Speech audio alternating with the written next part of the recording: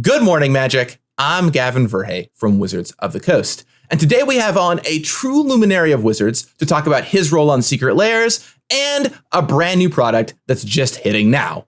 Welcome to the show, Tom Jenkot.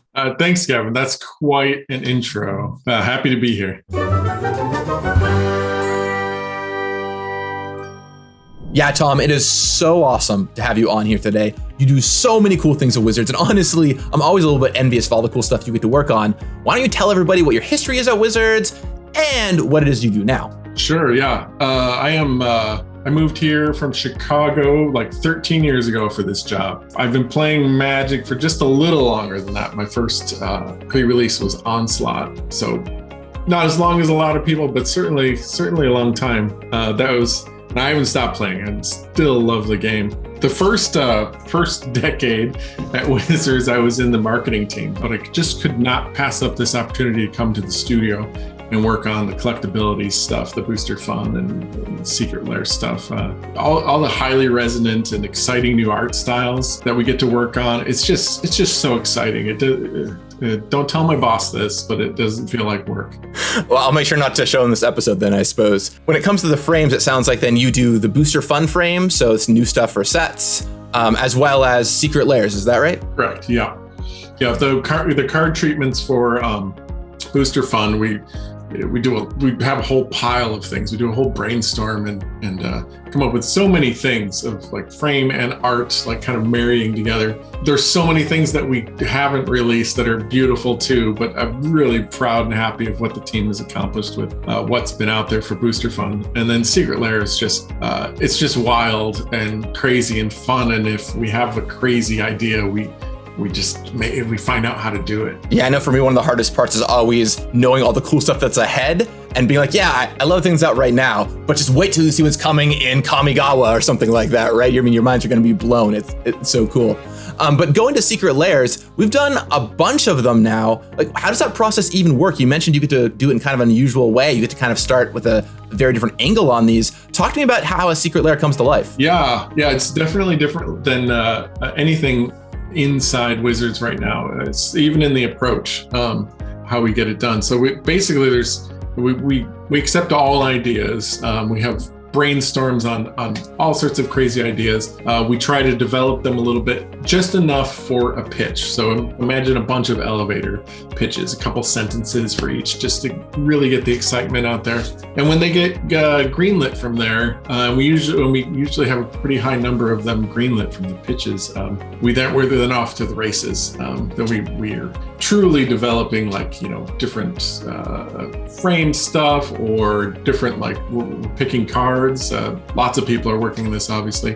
We're reaching out to artists. A lot of the Secret Lair drops are artist driven.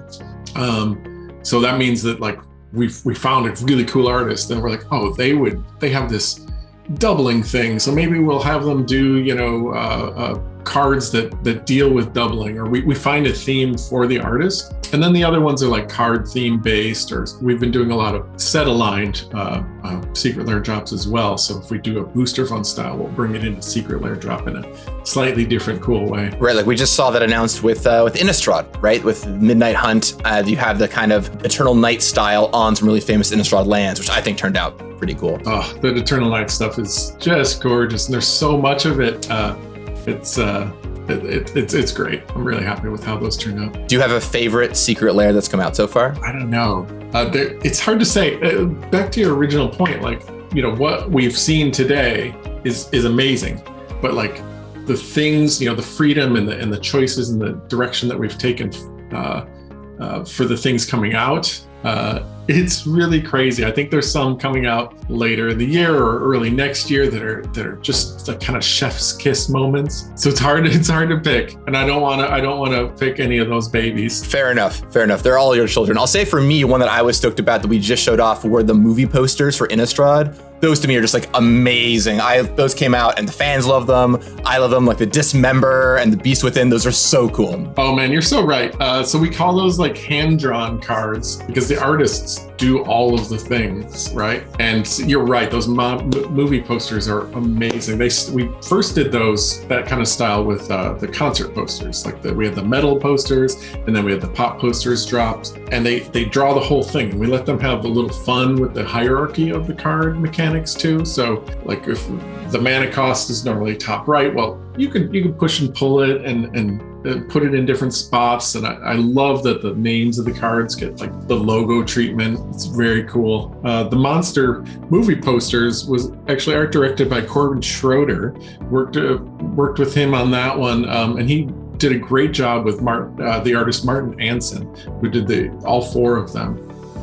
They are just gorgeous. They have a little distress, so they look cool, and the logos are all cool. They really feel like, a late 70s kind of movie poster set. Some movies that I'd go see. So when you do an artist-driven secret lair, like the Seb McKinnon one from last year, for example, do you go to Seb and ask him what cards he wants to do, or do you work with him on the card selections? How does that kind of work? Yeah, so the artist series is a different bag. So the artist series, we work with the artists and we say, what do you want? What cards? And we work with them and the product team to find that perfect card set for them. So they're painting cards that they want to draw, and then honestly they get to do exactly what they want with it. I think there was only been one instance in the pile of artist series cards that we have going that I had to say, can you tweak that? Honestly, they can do what they want. With the other artists driven secret lair drops, we do typically pick the cards for that artist, but we pick them like bespoke for the artist. We don't have the cards first and then find the artist. It's the other way around to make sure that it's hitting on exactly what they're good at. That is so cool. I mean, I love how the process has come to life and how we really work with the artist to help craft the cards for them. So it really feels like every card is bespoke and special. So I know we just talked about a bunch of different secret lairs, and coming out now is something really special and a little bit unusual. We're currently in the middle of our Extra Life campaign where we're raising money for kids. All donations this year go to supporting the Autism Center at Seattle Children's Hospital, and I spent a lot of time at Seattle Children's Hospital myself as a kid in various wings, so that place really means a lot to me, and it means so much now that we get to work on it. We also have a ton of cool merch you can buy, from shirts to play mats to messenger bags, all kind of things that also benefit Extra Life. There's also a sleeve you'll be able to get on Magic the Gathering Arena from November 5th through 8th featuring a Johnny.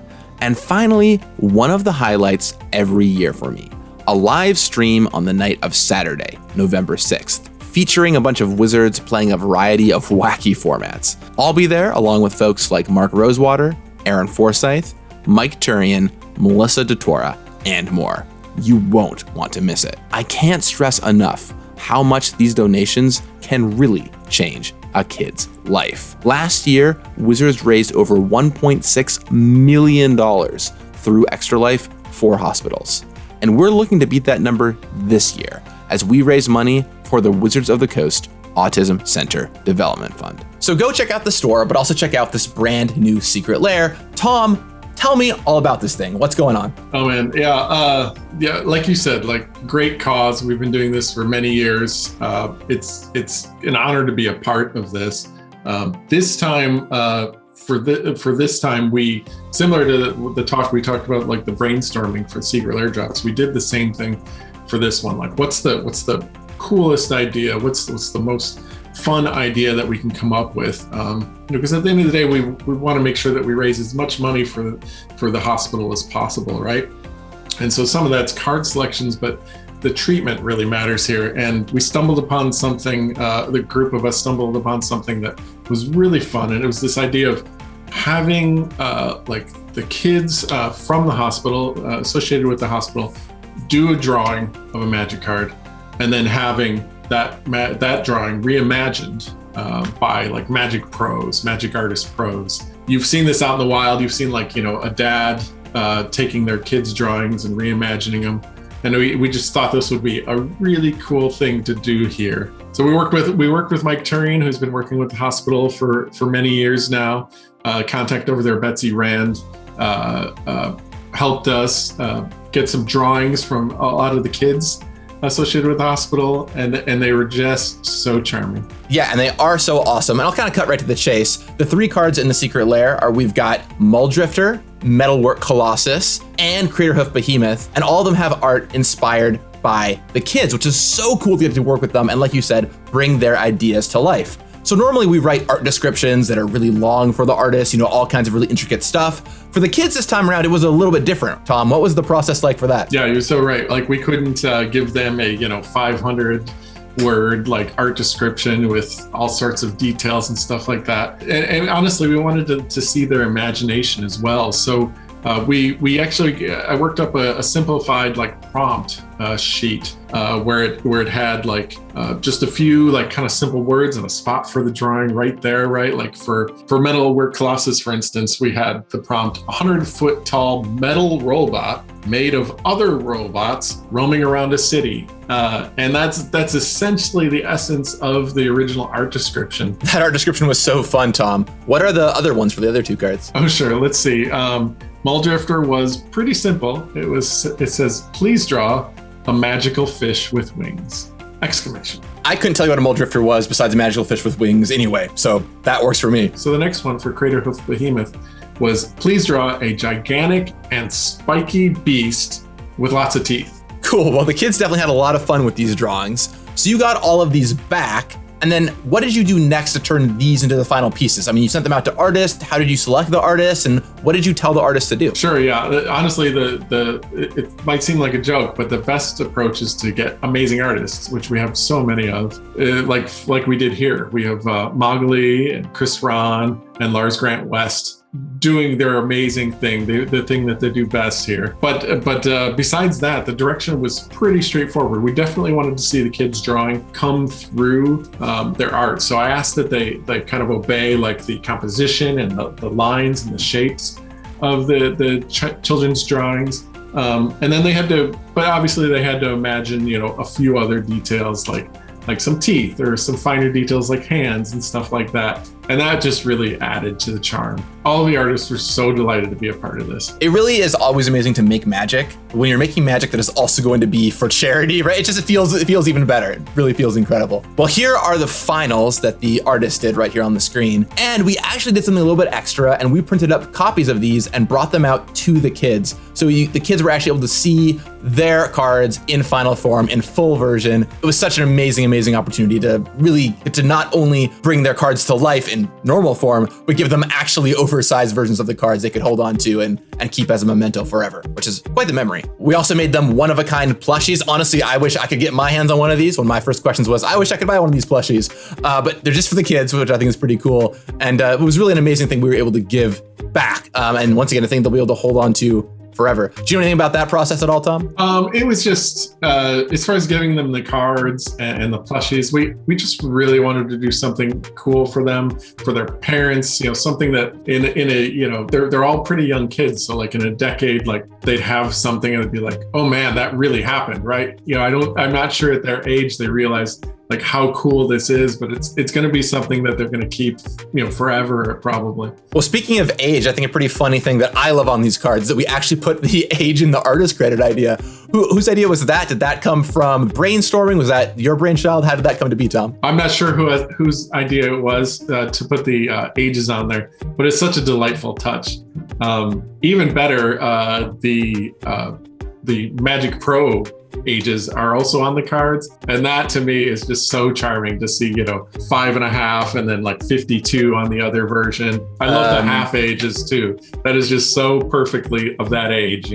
Every half year counts, right? Absolutely. I think that is a blast. I remember when you're a kid, you're I'm 5.5, you're 5, I'm 5.5. I'm way older than you are, So in the secret lair itself, what versions will you find, Tom? So there's no way that we couldn't give you both versions. So you're actually going to get 2 versions of each of these cards, one with the child artists and one with the Magic Pro artists. Reimagining that. It's such a great pack. I look forward to dying to that Crater Hoof Behemoth and Commander over and over again with the kids drawing on it. It's going to be awesome. It's going to happen all the time. It's going to be totally sweet. I love it. Are there any other fun Easter eggs or things that you might not notice looking at these cards that you wanted to point out to people, Tom? Sure. Just a couple fun ones. The Muldrifter artist and the Crater Hoof Behemoth artist, they're actually twins. So Aaliyah and Kyra are twins. You'll notice their ages are the same. So that's an adorable little note. And then the second thing is we actually worked with them on the flavor text. So long after they had done their cards, and then we had the artist versions as well, the pro artist versions as well, we went back to the kids and asked them to say, what do you think this creature is doing in here? And they gave us, some bits and pieces, and one of our writers cobbled that together into what you see on the cards. That is so cool. The kids really did the entire thing, right? You get not only the names, but the flavor text too. You get their artist credit on it. What an amazing package. I cannot wait. I want to talk to them like 10 years from now and just, have them reflect on this moment. I'll put that Siri remind me 10 years, We'll see what happens with this. So, where can you get it? You'll be able to pre-order this Secret Lair from November 5th through 8th over on secretlair.wizards.com. It's $39.99 for these cards. That's 2 of each of them in non-foil, or $49.99 for them all in traditional foil. And as a reminder, 50% of all proceeds go right to Extra Life. Go buy one, change some lives, and end up with some sweet cards to boot. So, one of the things I see here, Tom, is you have artists of all kinds, getting their day in the sun, from top Magic artists to younger Magic artists who may be aspiring. One thing I wanted to ask you while you're here is there's a lot of people out there who are aspiring Magic artists. And with Secret Lair, we're bringing in a wider range of talents than ever, right? You mentioned earlier how we're kind of seeking out specific art styles and then using those art styles to inform the cards that we put in Secret Lairs. If someone out there is an artist who wants to be on a Magic card someday, what suggestions do you have for them? Oh man, I'm so excited to have all these different art styles in Magic that honestly didn't have a great place a couple of years inside Magic. You see it in Booster Fun and Secret Lair drops all the time now. We've seen some great alt styles actually kind of come into the main sets too, which is so fun. But I guess my advice to artists out there would be to draw exactly how you want to. Paint your style, put your imagination on the page. The final work is going to be that much better when it's 100% you. And honestly, there is a place for exactly your style in the world. And if somebody ever feels like they're ready and they want to submit their portfolio, is the right email artdrop@wizards.com? Is that where this stuff goes? Yeah, we do have an email where you can send your portfolios. We ask that when you send in some examples, send in a little bit of a range, depending on what you want to do. If it's Magic main set, make sure that you're looking at some main set art and show us maybe a spell and a character. But of course, if we're accepting all sorts of things now. So if it's more Booster Fun or Secret Lair drop related, you choose the range, right? That's you showing us you. Well, we make a lot of Magic cards these days and we need a lot of artists for them. So yeah, definitely take a look. And if you think you're ready, go ahead, send in your portfolio. And who knows, Tom might even be looking at it to make it all happen. Well, Tom, it was awesome having you on here today. Thank you so much for coming on the show and sharing your wealth of knowledge and expertise with us. And it's so exciting to be here, work on this stuff, and thanks for having me. Well, everyone out there, if you want to see Tom back sometime to talk through Secret Lairs, let me know in the comments down below. And I really hope you all enjoy this brand new Extra Life 2021 Secret Lair. Go on, check it out, buy a shirt. I got to upgrade my shirts. I'm wearing last year's Extra Life shirt, so I got to go check that out. And it all benefits a really good cause. I'll talk with you again soon. And in the meantime, may you have a lot of fun drawing on your favorite Magic inspiration. You got this. Mystic Reflection is another key player to keep an eye on here. David McDarby comes in hot, combining a few things we've seen before. Crater Hoof Behemoth, followed by Eroded Replication, with cast and flashback increasing Vengeance, which jumps us all the way to a respectable 4,376 points of damage.